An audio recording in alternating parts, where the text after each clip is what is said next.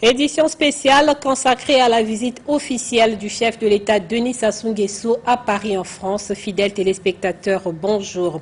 Sur invitation du président français, le président congolais est arrivé dans la capitale française hier en début de matinée. Aujourd'hui, il a été reçu en tête-à-tête par son homologue Emmanuel Macron au palais de l'Élysée, suivi d'un déjeuner de presse. Quels sont les grands dossiers qui ont été évoqués par les deux hommes d'État pour tenter de répondre à cette préoccupation? J'ai sur ce plateau d'éminents journalistes qui ne sont plus à présenter, en l'occurrence Joseph Bitala-Bitemo, Asie Dominique de Marseille, Borgia Samba et Brice Aristide Benza. Bonsoir à tous. Bonsoir. Emmanuel Macron arrive à la tête de la République française en mai 2017 et ce n'est qu'aujourd'hui qu'a lieu le premier tête-à-tête entre lui et le président congolais Denis Sassou Nguesso. Au regard des relations qui unissent les deux pays, certains seraient emmenés à croire que ce tête-à-tête arrive un peu tard, 2 ans plus tard. C'est normal, c'est légal. Joseph, qu'est-ce qu'on peut dire de ce rendez-vous? Alors, il ne faudra pas voir les choses selon le prisme déformant et même condescendant des réseaux sociaux. Vous avez parlé d'un déjeuner de travail. Ça, c'est une valeur ajoutée diplomatique. Très souvent, les relations ont toujours été bonnes depuis pratiquement les pieds nickelés du gaullisme en 1944, quand Brazzaville a abrité la conférence qui a propulsé les États africains à l'indépendance. Et puis est arrivé donc ces relations au fur et à mesure que les chefs d'État sont passés à l'Élysée, qui ont toujours été séculaires. Donc on ne peut pas dire que c'est trop tôt, ni c'est trop tard, parce qu'il y a toujours une certaine continuité. Il y a un contexte qu'il faut prendre en compte. Le président Macron sort d'une réunion internationale, le G7, où on a évoqué des sujets d'intérêt international. Et on a beaucoup parlé des sujets, puisque vous l'avez dit, peut-être qu'on en reviendra. Mais enfin, à mon avis, ce n'est pas trop tôt, ce n'est pas trop tard. Vous êtes du même avis, Asie? Oui, mais on ne peut pas situer les rapports diplomatiques ou de coopération en mettant le starting block à partir de Macron. Non. Depuis la colonisation, la décolonisation, les indépendances, la France nous a accompagnés. Et chaque chef qui arrive réchauffe la diplomatie à sa manière et on ne met pas le curseur à partir d'un seul chef d'État. Voilà pourquoi mon très éminent confrère Bitala-Bitemo le dit avec à propos. On ne peut pas le dire comme ça parce qu'un chef d'État a un calendrier et il sait à quel moment, et ce n'est pas parce qu'il aurait choisi plus tôt ou plus tard que les relations sont en berne ou sont mal vues. Non.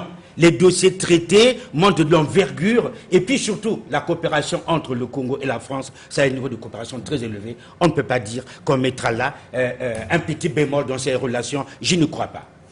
Borgia Samba, que vous inspire cette visite moins de 2 mois après la conclusion de l'accord entre le Congo et le FMI? Est-ce à dire que la France est prête à débloquer l'aide promise au Congo? Avant de l'arrivée là, je voulais répondre comme l'ont fait les autres sur la première question que vous avez posée. Il faut d'abord savoir quelle est l'arrière-pensée qui anime ceux qui disent que c'est trop tard. C'est quelle arrière-pensée? Parce que si on m'avait dit que le président Sassou et le président Macron ne s'étaient jamais rencontrés depuis 2 ans, ça aurait quand même soulevé un problème. Ce sont 2 chefs d'État qui se voient très souvent dans les réunions internationales, qui ont même des apartés pendant ces réunions internationales, sans compter que les 2 chefs d'État s'envoient réciproquement des délégations de haut niveau pour consultation et que les 2 chefs d'État s'appellent souvent au téléphone. Donc, est-ce que vous pouvez aussi imaginer que tous les problèmes ou toutes les questions d'une coopération bilatérale peuvent être réglées en 45 minutes, en 1 heure d'un entretien tête-à-tête? C'est pas forcément ça l'objectif. Mais il faut dire aujourd'hui, je rejoins ceux qui en parlaient en premier, que ce n'est ni trop tôt ni trop tard. Il s'agit du calendrier diplomatique. Bitala-Bitemo a évoqué l'intense calendrier du président Macron depuis son arrivée au pouvoir, au plan social, au plan économique. Il devrait prendre en main un certain nombre de dossiers. Et aujourd'hui, je pense que le timing compte aussi. Mieux vaut parler maintenant tête à tête parce qu'on a beaucoup de dossiers compilés depuis un moment que de parler très tôt lorsqu'on ne connaît pas encore les dossiers. Donc là, il n'y a pas de problème. Au niveau de la question que vous me posez sur le Fonds monétaire international, ça n'a jamais fait l'objet d'un doute. que la France s'est engagée dès le départ en soutenant le dossier Congo auprès du conseil d'administration du Fonds monétaire international, avait donné les gages de bonne volonté en disant au Congo, vous allez réussir cet accord, vous allez signer, et quand vous signerez, moi je dispose déjà d'une enveloppe pour booster déjà les premières actions liées à la mise en œuvre de votre programme signé avec le Fonds monétaire international. Et ça tombe bien à propos, la présence du président de la République à Paris, en face du président Macron, ne peut qu'aider à accélérer le déblocage de cet argent dont le Congo a besoin aujourd'hui. Aristide, vous pensez également, comme Borja, que ce tête-à-tête d'aujourd'hui est quelque part lié un peu à la signature de l'accord Congo-FMI le 11 juillet dernier? C'est forcément lié à l'actualité, à cet accord auquel vous faites allusion. Mais au risque de revenir à ce qu'ont dit mon prédécesseur, je dirais que mieux vaut tard que jamais que le président Sassou et le président Macron se rencontrent aujourd'hui pour la première fois en tête-à-tête. Je pense que le plus important, c'est pas... le plus important, je crois que c'est le contenu de ce tête-à-tête, qu'est-ce qui a été évoqué au cours de ce tête-à-tête, les sujets que les deux personnalités ont abordés. Maintenant, parlons de cet accord. Oui, mais vous savez que la France est pour le Congo un partenaire stratégique. Le Congo, se trouvant dans la situation économique que nous connaissons tous, a besoin de certains appuis pour entreprendre, pour mener à bien ces pourparlers envers certains partenaires bilatéraux et multilatéraux. Et si la France s'engage à appuyer le Congo pour que le dossier du Congo avance, pour que le Congo trouve une issue favorable auprès des partenaires financiers dans le Fonds monétaire international, je pense que c'est une très bonne initiative pour la France. Vas-y, Dominique de Marseille. Oui, sur ce soutien financier de la France, il faut le dire, Nevi, la France a disposé d'1 milliard pour aider les pays francophones de l'Afrique centrale à essayer un peu d'amortir le choc de la chute des prix du baril, du prix du pétrole.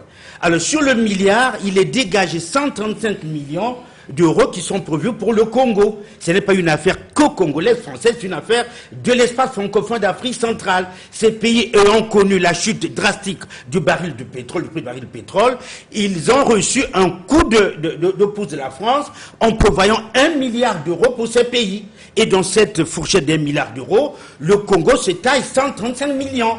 Alors, quand la France assiste le Congo, et comme il assiste d'autres pays d'Afrique centrale, c'est-à-dire que vous signez, on vous aide. Pourquoi? Mais parce qu'il faut bien que le Congo ouvre son investissement vers l'extérieur pour que l'argent entre, et pour avoir cet argent, pour avoir ces investisseurs, il faut cette facilité donnée par le FMI. Après cette facilité, si la France nous donne 135 millions d'euros, parce que la France est engagée avec le FMI et nous sommes capables de rembourser. Donc ce que la France vient de donner, c'est une bonne part déjà prévue pour les États d'Afrique centrale qui ont connu la chute drastique du baril de pétrole à hauteur d'1 milliard d'euros.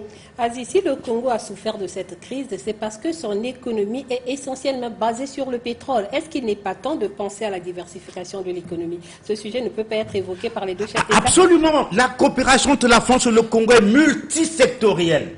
Elle regarde l'économie, elle regarde la culture, elle regarde l'éducation.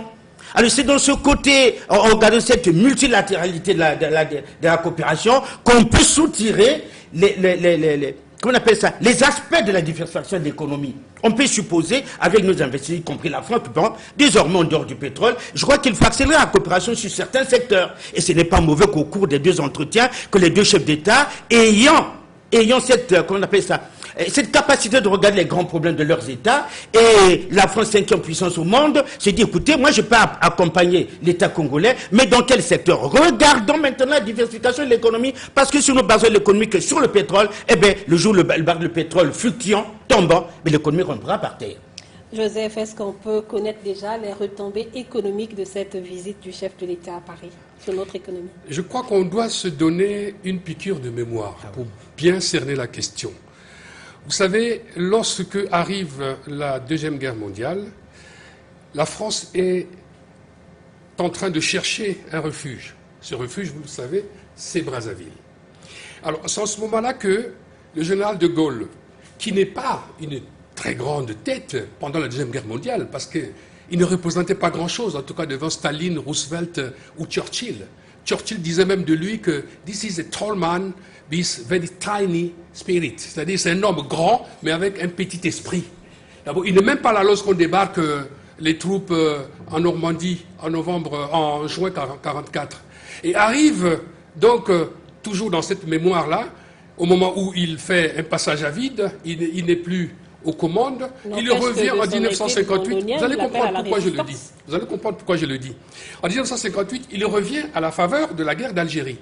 Et c'est à ce moment-là que commence ce que j'ai appelé tout à l'heure les pieds nickelés, avec les coups de Murville, André Malraux, Jacques Faucard, etc. Et puis la diplomatie, chemin faisant, est allée avec Pompidou, et la diplomatie des mallettes avec Chirac, et puis la diplomatie des petites phrases avec Sarkozy, lorsqu'il vient au Sénégal, quand il dit que, de toute façon, l'homme africain n'est pas suffisamment rentré dans l'histoire, n'est-ce pas? Il y a beaucoup de petites phrases comme ça, là. Hollande lui-même l'a dit à Dakar, malgré le fait qu'il ait fait ce rétropédalage sur la Constitution. Et puis est arrivé le discours, je dirais, historique de Macron à Ouagadougou. Qu'est-ce qu'il a dit? Il a dit, de toute façon, je vais mettre le cap sur la jeunesse, je vais mettre le cap sur le climat, tout et tout.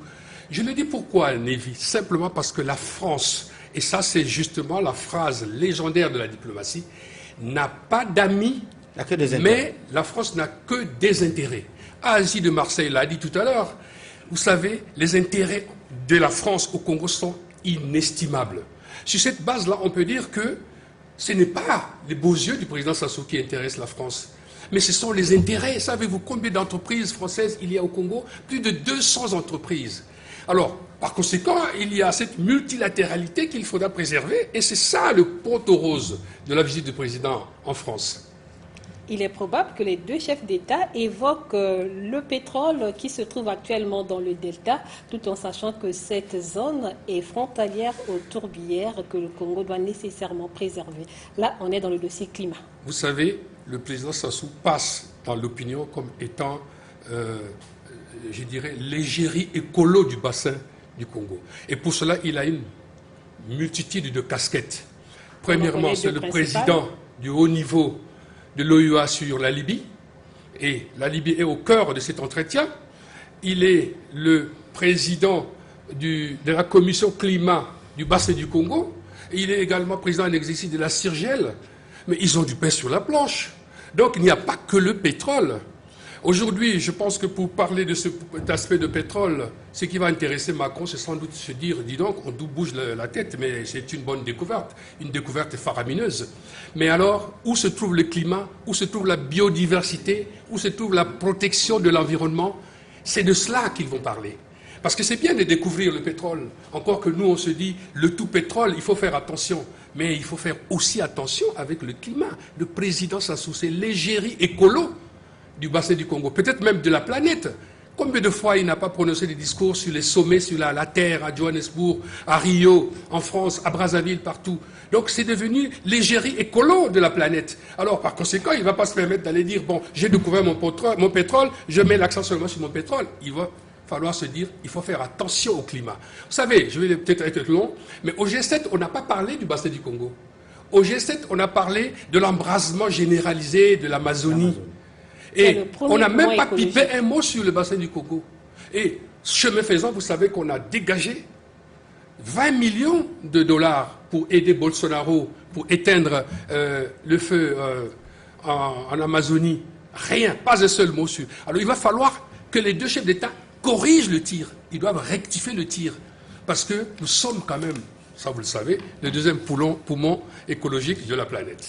Borja, le premier poumon écologique qui est l'Amazonie est en flammes. On a débloqué de l'argent pour ce poumon. On se souvient encore le 14 août, lors de son message à la nation à l'occasion de la fête de l'indépendance, le chef de l'État a plaidé en faveur de ces fonds, de ces financements qui n'arrivent pas pour la préservation de ce premier poumon. Il ne reste plus que le bassin du Congo qui reste en l'état pour la préservation de l'environnement dans le cadre de la lutte contre les changements climatiques. Absolument, c'est une vieille question depuis l'époque où on parlait des crédits carbone. qui n'arrivait pas du tout. Et puis, il a fallu que le président de la République du Congo, donc Denis Sassou Nguesso, grâce au leadership qui le particularise dans le domaine de la protection, la préservation de l'environnement, il lança le Fonds bleu, vous vous souvenez, pour la préservation du bassin du Congo. L'objectif, c'était quoi? C'était d'impulser au finish une économie circulaire et rendre les pays moins dépendants donc des ressources forestières. Mais en ce moment-là, il faut des financements. À l'origine, il est prévu qu'au moins chaque année, il y a 100 millions de dollars pour le bassin du Congo, avec un objectif final de récolter environ 3 000 millions de dollars pour que ces forêts soient complètement préservées. Il s'agit là donc d'un plan. Ce n'est pas le plan qui manque aujourd'hui pour que le bassin du Congo soit financé. La base, le levier de la promotion de la protection de l'environnement dans le bassin du Congo, c'est aujourd'hui le Fonds bleu. Mais le Fonds bleu a besoin de financement, vous l'avez entendu. La visite du président de la République, Denis Sassou Nguesso, à Paris, juste quelques jours après qu'il ait plaidé en faveur des décaissements de ces fonds qui sont toujours attendus au profit du bassin du Congo. Sa visite à Paris va certainement a servi, je le pense et j'en suis convaincu, à plaider davantage en faveur du déblocage de cet argent, d'autant plus qu'aujourd'hui, la France, vous le savez, qui est en train d'augmenter son aide publique au développement et qui devient aujourd'hui, qui va se transformer en don de façon bilatérale à des États, a prévu une enveloppe de 200 millions d'euros pour le climat, pour l'écologie et pour certaines crises qui naissent de façon spontanée sur le continent africain. Ça veut dire qu'il y a une enveloppe qui existe quelque part. Et le président qui est à Paris en ce moment et qui a rencontré le président Macron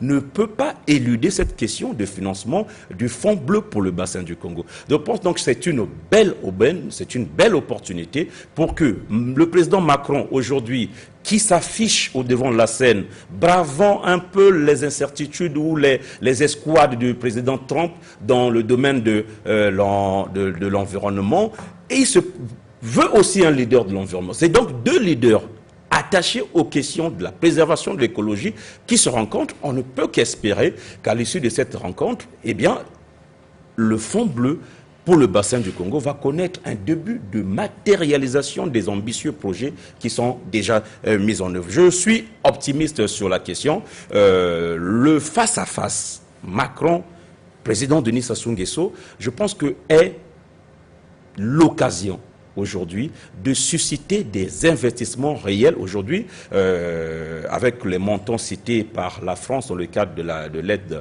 publique au développement qui est aujourd'hui majorée. On peut espérer qu'une solution pourrait être trouvée à cette question de préservation du bassin du Congo après ce que l'on voit dans le bassin de l'Amazonie. Aristide, vous pensez également qu'il est temps que ces financements en faveur de la protection du climat en Afrique soient débloqués? Ce n'est que normal. La France, vous vous souvenez de l'accord de Paris sur le climat. La France a réuni fin 2015 presque tout le monde entier à Paris pour obtenir la signature d'un accord, de la COP 21. Justement, pour obtenir la signature d'un accord sur le climat pour préserver les équilibres écologiques au niveau mondial et pour préserver les massifs forestiers dont dispose la planète. Et parmi ces massifs forestiers, vous avez le bassin du Congo. Aujourd'hui, vous avez évoqué l'Amazonie. Aujourd'hui, l'Amazonie est en flammes. Et le bassin du Congo, et Bitala l'a dit tout à l'heure, c'est le deuxième poumon écologique de la planète. Vous avez deux poumons écologiques. Le premier est en flammes. Le deuxième, il faut le préserver. Donc, quoi de plus normal? Donc, ce n'est que normal que le président français envisage comment aider le Congo, comment mettre à disposition des financements pour préserver le bassin du Congo, qui constitue une grande réserve très intéressante en matière de biodiversité. Nous allons, Asie, vous parler. Oui, sur cette question, Lévi. En fait, le problème de fond, c'est lequel? C'est la volonté des États à ne pas rester que sur la phase des simples promesses. Le bassin du Congo, oui, c'est 6% de la superficie forestière du monde. C'est pas petit. Et c'est le deuxième bassin écologique du monde après l'Amazonie. C'est le deuxième poumon de la planète après l'Amazonie. Quand on a parlé comme ça, et de ce bassin, on tire des espèces qui contribuent à l'élévation économique des États occidentaux et comme des États africains. Regardez le bois qui va. C'est bien qu'on le travaille sur place, ça donne la main-d'œuvre. Mais le bois qui va en Europe, l'Europe n'a plus de forêt, l'Europe n'a pas de bois. L'Europe a besoin de l'or vert. Or, l'or vert, c'est la forêt sur le bassin du Congo. Alors, il faut que cette biodiversité, que ce bassin soit respecté, qu'il reste en l'état, mais pour qu'il reste en l'état, il faut des financements. Pourquoi des financements ne vivent? Mais parce que les paysans, les populations qui vivent ce bassin, mais ils vivent de cueillette, ils vivent de chasse, ils vivent de pêche. Or, les experts, les chefs d'État, les organismes internationaux disent il faut préserver. Il faut les préserver, c'est pas la peine de les détruire. Alors, comment faut-il faire? C'est là où le président Sassou Nguesso, qui monte au Cameroun, dit, écoutez, j'ai une population, une partie qui ne vit que de la chasse, de la quête, de la pêche, et vous leur demandez de préserver cet environnement, mais en contrepartie, il faut qu'il y ait un financement. Pourquoi le financement? Parce que le citoyen qui vit du gibier, qu'il va chez ça en forêt, ben laissera du gibier pour vivre de l'élevage parce que l'argent serait venu pour financer l'élevage. Le paysan qui vit de la pêche pour aller détruire cette biodiversité à partir du poisson, ben on lui donnera de l'argent pour faire la pisciculture. C'est en cela que, fait de manière aussi pédagogique, que le chef d'État dit, écoutez, vous avez beau crier, c'est bien, on va sauver la planète, c'est bien, l'oxygène, c'est bien, mais ces populations qui sont mes populations, qui sont les populations du Gabon, du Rwanda, de l'Angola, de la Centrafrique, du Cameroun, ces populations-là vivent aussi de cette biodiversité. Vous voulez la préserver, il faut financer pour que l'on change le modèle de vie de ces populations en finançant l'agriculture, en finançant l'élevage, en finançant la pisciculture. En ce moment-là, ils vont laisser le gibier, ils vont laisser la forêt qu'ils vont plus détruire, et puis pour qu'ils vivent de ça. C'est en cela. Alors que les États promettent, mais personne ne dégage de l'argent. C'est là le président des Sansko dit non, je monte au créneau, et c'est inévitable, comme Borja Samuel a dit, que dans ce tête-à-tête entre Macron et Sassou, il est inévitable que Sassou puisse aborder cette question pour dire la France est la 5e puissance au monde. En tout cas, Macron monte au créneau, dit aux gros financiers et qu'ils doivent décaisser de l'argent pour que ce fonds bleu ne soit plus une simple théorie, mais une réalité finalement. Je vais permettre aux téléspectateurs de suivre l'arrivée du chef de l'État Denis Sassou Nguesso au palais de l'Élysée où l'attendait son homologue Emmanuel Macron.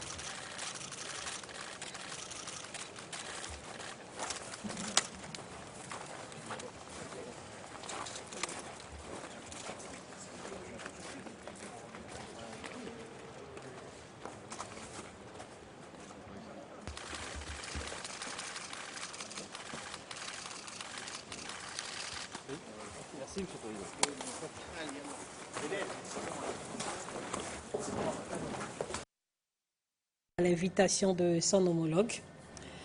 Président du comité de haut niveau de l'Union africaine sur la Libye, en 2017 à Kintélé, Brazzaville a abrité la 4e réunion qui a abouti à une feuille de route. 2 ans plus tard, cette feuille de route a du mal à être mise en exécution au regard de la situation qui se détériore sur le terrain. La question a dû être évoquée par les 2 chefs d'État, Joseph. Oui, effectivement, je crois que la question sera largement évoquée parce qu'il y a cette casquette justement du chef de l'État d'être président de haut niveau de l'Union africaine sur la Libye. Vous savez que la Libye, c'est l'embrasement généralisé. La Libye n'existe plus en quelque sorte. Et au G7, on a beaucoup parlé de la Libye. Il y a eu 5 chefs d'État africains qui avaient été invités au G7. Pourquoi? Eh bien parce que d'abord, il y avait le président en exercice de l'Union africaine, le président égyptien qui était invité. Donc c'est à ce titre-là que la Libye a été programmée pour une session spéciale de l'Assemblée générale des Nations unies qui aura lieu, je crois, au cours de ce mois. Alors c'est pour vous dire que le président Sassou, qui a beaucoup fait pour essayer d'établir la paix dans ce pays, est un interlocuteur privilégié. Il va partager avec son homologue français les points de vue et essayer de jeter un regard attentif justement sur la Libye pour voir ce qui se passe sur le terrain. Je crois que c'est une question fondamentale et Brazzaville a beaucoup de choses à dire, en tout cas en ce qui concerne la Libye. Asie, Brazzaville a beaucoup à dire sur la Libye. Oui, ben, les chiffres parlent, ils sont même éloquents, les chiffres. C'est 100 000 déplacés, 5 700 blessés, 1000 morts. Quand on a ce bilan macabre qui n'honore personne, on ne peut pas rester les bras croisés. L'importance économique de la Libye n'est plus à démontrer. On vous a dit qu'en matière de coopération, ce sont les intérêts qui guident la coopération et non les beaux yeux des États. Alors, l'Union africaine pense que le président congolais est un spécialiste dans la résolution des crises. C'est pour rien qu'on fait de lui le représentant donc en ce moment-là pour cette crise libyenne. Alors, je ne vois pas Macron qui s'investit maintenant avec force de détail à résoudre la crise libyenne sans mettre à contribution la position de l'Union africaine. Or, elle est représentée, l'Union africaine est ordonnée à décider de mettre ce dossier dans les mains du Denis Sassou Nguesso. Alors, il peut pas ramener tout le monde sur la table, trouver une solution de sortie de crise, ils sont associés à la position de l'Union africaine. Parce que la Libye est quand même un pays africain. C'est là où le chef d'État congolais joue ce rôle fondamental. Mais ce n'est pas tout. Il faut dire que Ngassana Salané, qui est l'émissaire de l'ONU, qui fait le vas-y-dire entre le Congo, entre les États européens, a fort à faire. Et quand le président Macron reçoit le président Denis Sassou Nguesso, il a déjà reçu le représentant, l'envoyé spécial Ngassana Salané pour dire il faut mettre fin à cette crise. Parce que la turbulence de la Libye déséquilibre toute la sous-région. Et c'est du rejet pétrolifère, on sait ce que ça manque aux États. Et vous savez bien que la Libye aujourd'hui c'est une porte ouverte vers l'immigration, alors avec son bilan macabre de mort. Quand la mer rejette, l'océan rejette les corps sans vie, des citoyens qui veulent passer par là, quand Kadhafi était là de son vivant, on ne voyait pas pareil. Macabre bilan. Du coup, il faut rattraper tout. Du point de vue économique, du point de vue social, du point de vue... Il faut rattraper la Libye, puisque là, elle est partie complètement en lambeaux. Et c'est comme un dôme masculin de la Libye. Et il est question dans ce genre de situation. La France, ayant pris à bras le corps la résolution de cette crise, ne peut pas passer inaperçu. Déjà, ne peut pas dire, je peux la résoudre sans le président congolais, qui est le représentant, comme on dit, l'Union africaine lui a donné une mission. Donc, au cours de cette visite, il est inévitable qu'ils aient eu beaucoup de temps sur la crise libyenne et le chef d'État congolais amène la position de l'Union africaine. Pour la crise libyenne, ça fait tout de même 8 ans que cela dure. Oui, 8 ans que cela dure, mais il faut là aussi se convaincre ou apprécier la constance de la position de l'Union africaine. Je pense que la question avait été débattue à Paris. On avait senti quand même un flop de la position des pays européens dans cette crise en Libye. Je pense qu'on n'en serait peut-être pas là si l'Union africaine avait été écoutée à cette occasion-là. Le président Sassou porte-voix, porte-étendard de la position de l'Union africaine sur la crise libyenne, avait bien dit qu'il avait fallu que nous commencions, que tout le monde, les acteurs commencent donc la recherche d'une solution à la crise libyenne par des étapes précises. Et qu'on ne pouvait pas baisser juste les canons et aller à une élection en Libye. Or, cette position avait été à un moment soutenue par le président Macron, y compris par l'ensemble des acteurs dans la recherche de solutions à cette crise libyenne, notamment la France qui était la tête de pont de ce courant. Il avait donc fallu qu'on écoutait à l'époque l'Union africaine qui proposait d'abord un cheminement de dialogue, de réconciliation pour que les Libyens se parlent, pour que les Libyens s'ouvrent à d'autres Libyens et que l'on laissa à l'époque les Libyens eux-mêmes se parler sans interférence extérieure pour que doucement, tout doucement, on arriva à l'époque à une paix en Libye et envisager ensuite l'organisation des élections. Je crois que le président Sassou, qui a rencontré le président Macron, a dû réaffirmer cette même position au président Macron. Et je suis sûr que le président Macron, après avoir vu le revers de la médaille, après cette décision précipitée d'aller vers des élections. À l'époque, l'on disait dans 6 mois en Libye. Et aujourd'hui, on voit que c'est toujours irréaliste. La poudrière libyenne s'est amplifiée et c'est devenu quasiment un point noir sur le continent africain. Il est donc question aujourd'hui d'espérer que le message du président Sassou, vous savez, le tête-à-tête a cette particularité, déjà on se regarde les yeux dans les yeux, on se parle très franchement, on est à l'abri des oreilles indiscrètes, et donc là on a l'occasion de se dire des vérités. Parfois, aller au-delà des usages diplomatiques pour dire que vous ne nous avez pas écoutés. Et je suppose que c'est ce qu'aura été le discours du président Sassou à cette occasion. Mais je connais aussi la finesse diplomatique de l'homme Sassou. Il a dû, en ce moment-là, et je l'espère, convaincre le président Macron de faire route ensemble avec l'Union africaine. Ce serait déjà un acquis que l'Occident, l'Union européenne, fasse route avec l'Union africaine dans ce dossier. Sinon, on continuera de parler de ce service après-vente de la France qui va laisser le président Macron isolé dans un dossier où il comprend peut-être pas tous les paramètres, il prend peut-être pas en compte tous les paramètres, et justement les Africains qui sont à côté, qui vivent avec la Libye et qui connaissent les Libyens, peuvent apporter une touche particulière à la résolution de cette crise. Aujourd'hui, on voit que les combats sont de plus en plus violents. La Libye est en train de plus en plus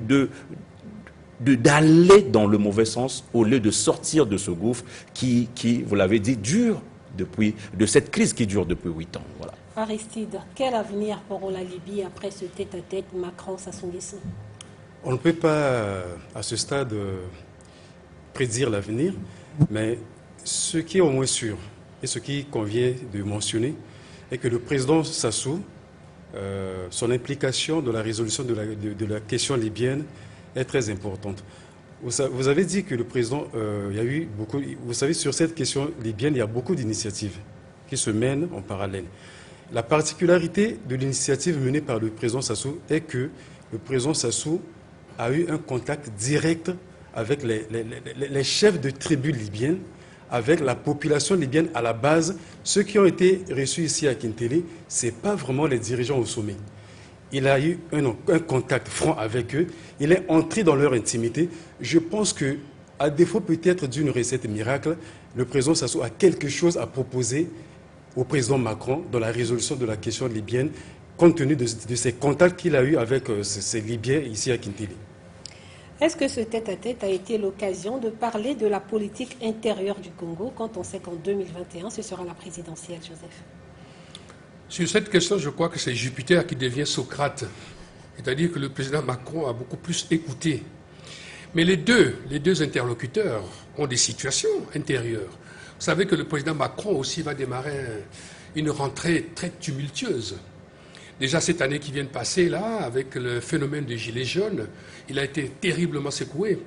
Là, il y a les retraites, les PMA, les élections municipales qui pointent à l'horizon, les élections européennes. Il y a un contenu territorial dans ces... Donc le président Macron, il est champion de la diplomatie du tape à l'œil. Voyez-vous ce qu'il a fait lorsqu'il a eu le G7?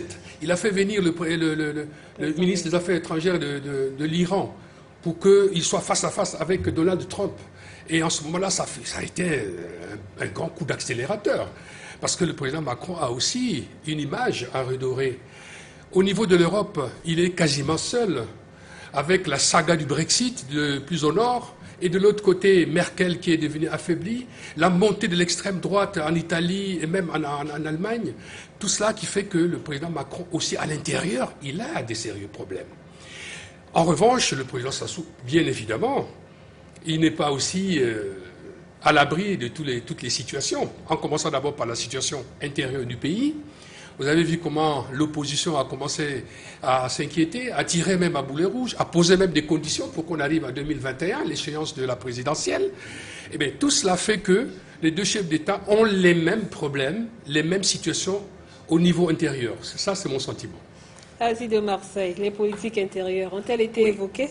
Oui, ben, je dis, l'expérience qu'a Denis Sassou Nguesso par rapport à l'expérience de Macron, un jeune chef d'État, l'un des plus jeunes au monde, qui occupe la 5e puissance au monde, je crois qu'ils devront profiter de cette expérience.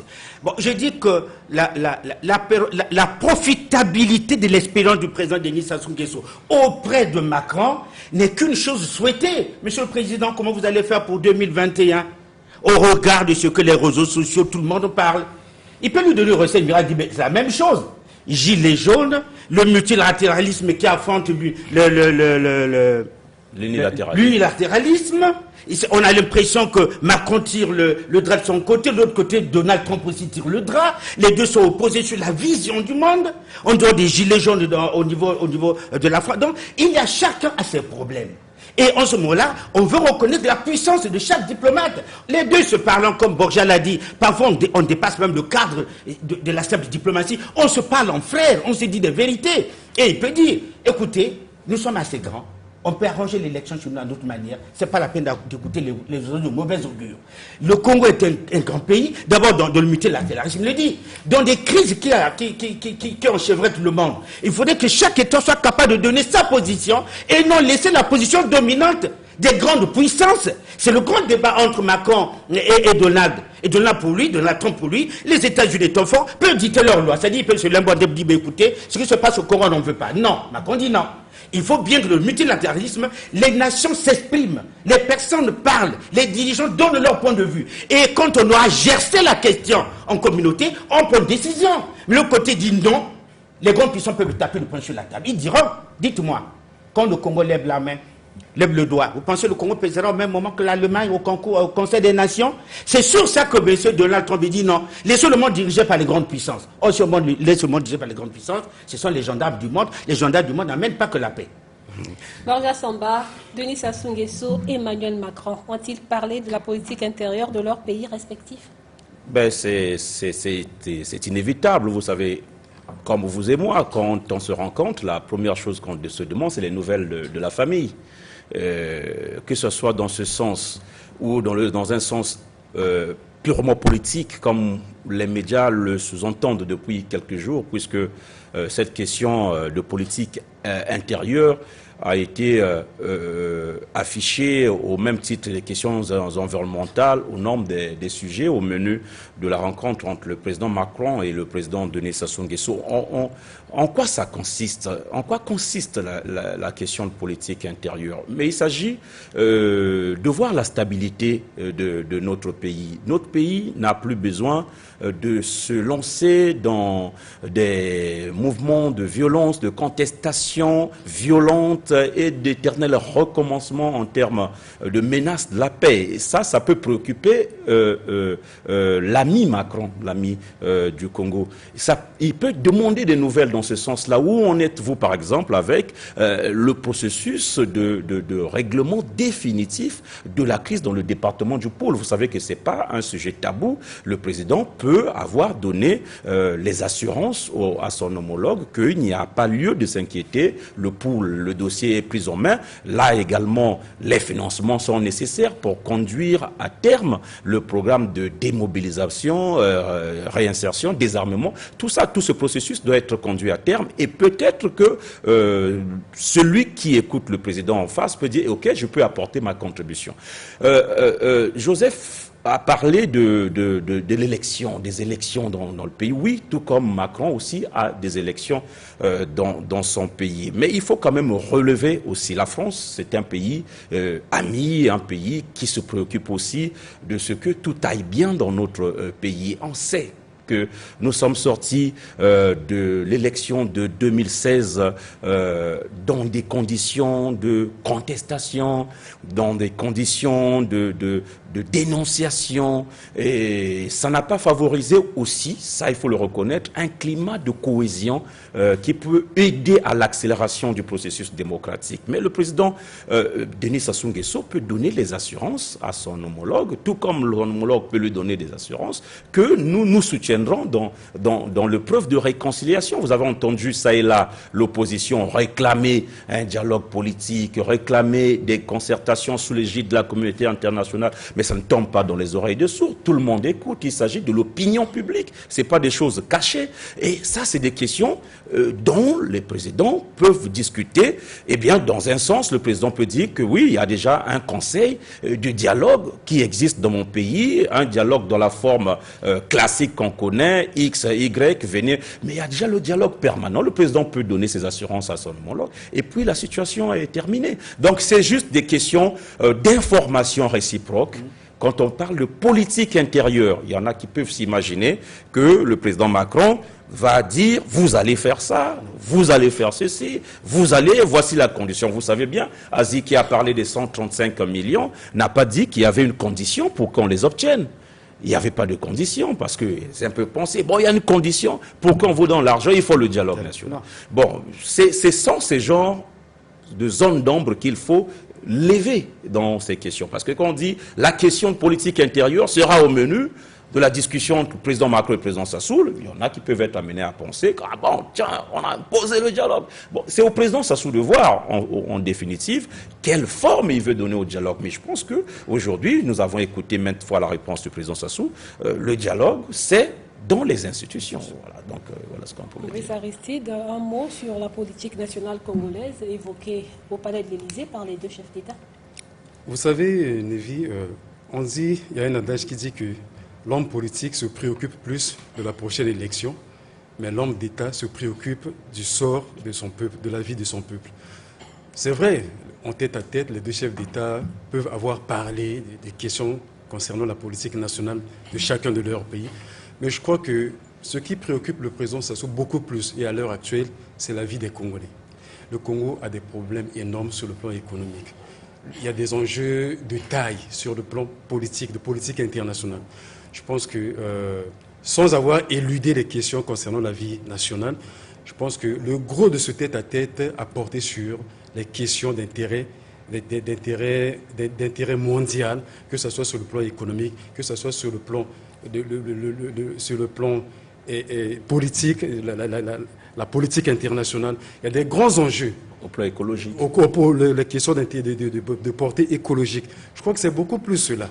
Bon, quand tu as parlé de l'élection, la prochaine élection, peut-être qu'ils ont effleuré la question, mais connaissons le président Sassou, connaissons l'intérêt qu'il accorde à la vie des Congolais, je pense que la question concernant la prochaine élection présidentielle de 2021, à l'heure actuelle, je ne crois pas qu'ils aient accordé beaucoup plus d'importance à cela. Fidèles téléspectateurs, je vais vous ramener en France où nous allons retrouver Célestin Okanoyi-Ricard au palais de l'Élysée. Denis Sassou Nguesso a marché d'un pas ferme vers le perron de l'Élysée où Emmanuel Macron a descendu toutes les marches du palais pour accueillir son hôte. Et vous savez bien qu'au cours de cette réception, les deux chefs d'État vont procéder à la signature de quelques accords, notamment l'accord sur l'économie forestière avec le plan d'investissement de la stratégie national RAID+. Il y aura également une lettre d'intention entre l'initiative pour les forêts du bassin du Congo et la République du Congo.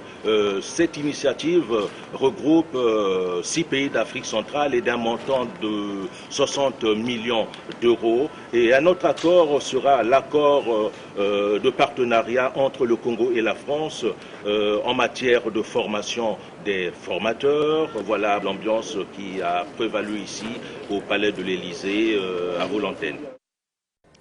Merci Célestin Okano-Yirika. Je crois que nous avons fait le tour d'horizon des questions évoquées par les présidents Emmanuel Macron et Denis Sassou Nguesso. Asie Dominique de Marseille, je commence par vous. Votre mot de conclusion, qu'est-ce qu'on retient de cette visite?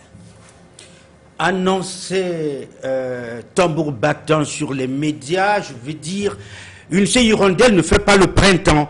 Et quand on connaît les saints, on les honore. Macron savait qu'il recevait un grand chef d'État avec qui il va aborder les grandes questions d'intérêt planétaire. Et voilà pourquoi j'ai dit une seule hirondelle ne fait pas le printemps. On ne peut pas parler du fond bleu, on ne peut pas parler de la Libye, on ne peut pas parler de ces questions concernant l'économie en Afrique ou dans le monde. Ils sont associés des grands hommes d'État. Donc, quand Macron demande cette visite, je suis convaincu, comme Macron savait que recevant Denis Sassou Nguesso, il avait beaucoup à discuter, ils se sont dit des grandes choses et ont décidé de beaucoup sur le sort du monde et le sort de la France et puis celui du Congo. Joseph, des accords de partenariat signés dans plusieurs domaines, on peut dire que la moisson est bonne. Oui, la moisson est bonne, mais il ne faut pas se faire trop d'illusions. Comme je l'ai dit d'entrée ici, la France n'a pas d'amis, la France n'a que des intérêts. Il en est de même pour tous les États. Et bien sûr, et vous connaissez un peu la phase assez regrettable de Jean-Marie Bockel, lorsqu'il voulait s'en prendre à la Franc-Afrique, il avait été viré. Et Dieu sait que en ce moment-là, c'est le président Bongo qui, à l'époque, qui avait demandé à ce qu'il soit parti. Nous ne sommes pas à l'époque de la Franc-Afrique. Nous sommes là sur une démarche partenariale pour que ce soit le phénomène diplomatique que l'on connaît de gagnant-gagnant. Le Congo n'est pas allé pour quémander, loin de là. Et la France non plus n'a pas besoin de venir quémander. Il y a des pistes pour aider les États africains. Il y a aujourd'hui la France qui défend aussi son morceau en Afrique, avec l'arrivée des pays émergents comme l'Inde, comme la Chine. Eh bien, la France a aussi raison, parce que de toute façon, il ne faut pas venir avec ce que disait le président brésilien de Macron, qu'il fallait qu'il s'occupe de sa maison et de ses colonies. Nous ne sommes plus à l'époque des colonies. Nous sommes à l'époque du multilatéralisme, c'est le mot qui a été utilisé par Asie de Marseille, et je souscris là-dessus. Nous sommes à l'époque où on ne peut pas vivre en autarcie. Le Congo a besoin de la France, mais la France aussi a besoin du Congo. Aristide, un mot sur cette visite, qu'est-ce qu'on peut en retenir? Il faut inscrire cette visite de travail dans le cadre du fonctionnement normal des pays. Il est tout à fait normal que le Congo, étant partenaire de la France, que les deux chefs d'État, à un certain moment, essaient de se rencontrer, de faire le point sur la coopération, de voir d'envisager l'avenir et de tracer ensemble le chemin qu'ils peuvent suivre ensemble. Donc, loin de moi la polémique consistant à dire que bon, c'est la première fois que le président Sassou est reçu, ou bien toute autre forme de commentaire que les gens pourraient faire. Mais je pense qu'il faut inscrire cela dans le cadre normal. Et cela n'a pas de coloration politique. Quel que soit le président qui serait là à la place de Sassou, il aurait toujours envie de rencontrer à un moment donné le président français pour que, c'est simple de passer en revue les questions d'intérêt économique, politique et les questions d'intérêt planétaire. Borja Samba. Bon, il faut... vous savez, au moment où on parle de plus en plus de la préservation de la planète, il faut passer de la parole à l'acte, des paroles aux actes. Le Fonds bleu pour le bassin du Congo a des besoins de financement de l'ordre de 3 millions d'euros, de dollars, voulais-je dire. Il faut commencer à chercher cet argent. Et c'est tant mieux si la France peut déjà contribuer à financer, grâce à son enveloppe de l'aide publique au développement, une partie du Fonds bleu pour le Congo. Je pense que c'est l'un des motifs du déplacement du président de la République, ou plutôt l'un des sujets évoqués. Et vous savez aussi que le Congo est en plein processus de diversification de son économie. Il faut là aussi passer de la parole aux actes. La France a sa partition à jouer dans ces zones économiques spéciales. le pays met en place ces zones économiques spéciales pour que des industries y soient implantées, pour que des industriels s'y installent. Et donc, si le message peut passer auprès de la France, partenaire du Congo, qui peut inciter les investisseurs français à prendre d'assaut ces zones économiques spéciales, on sera là passé de la parole aux actes et prouver une véritable amitié entre la France et le Congo. Moi, je souscris à ce que l'on disait tout à l'heure, l'époque des colonies, c'est fini. Les pays se parlent d'égal à égal. Aux Nations Unies, c'est un pays, une voix à l'Assemblée Générale des Nations Unies. Le Congo a sa voix à émettre sur la scène internationale. Et donc cette visite du président de la République, Denis Sassou Nguesso, est une visite qui peut faire avancer un certain nombre de dossiers. On ne dit pas que les dossiers n'avancent pas déjà, mais se voir comme ça peut aider à faire avancer donc un certain nombre de dossiers. C'est une visite à saluer, comme toutes les autres visites d'ailleurs que le président a effectuées auprès d'autres pays amis de la République. On s'en réjouit, on s'en réjouit. Je ne vois pas un Congolais qui se réjouirait pas de ce que les relations entre la France et le Congo soient des relations réchauffées, des relations redynamisées. Et il n'y a aucun intérêt. Le Congo est parmi les grands chantres du multilatéralisme. Je ne vois pas un pays qui chante le multilatéralisme et qui tourne le dos à d'autres pays. Le pays a juste l'opportunité ou le choix, la liberté de diversifier ses partenaires, mais sans pourtant tourner le dos à d'autres. Donc les partenaires, ça s'ajoute, mais ça ne se retranche pas. Fidèles téléspectateurs, nous sommes arrivés au terme de cette édition spéciale consacrée à la visite officielle du chef de l'État Denis Sassou Nguesso à Paris en France. Il a été reçu aujourd'hui en tête-à-tête par son homologue Emmanuel Macron. Merci d'avoir été des nôtres. Bien de choses à vous et à la prochaine. Passer,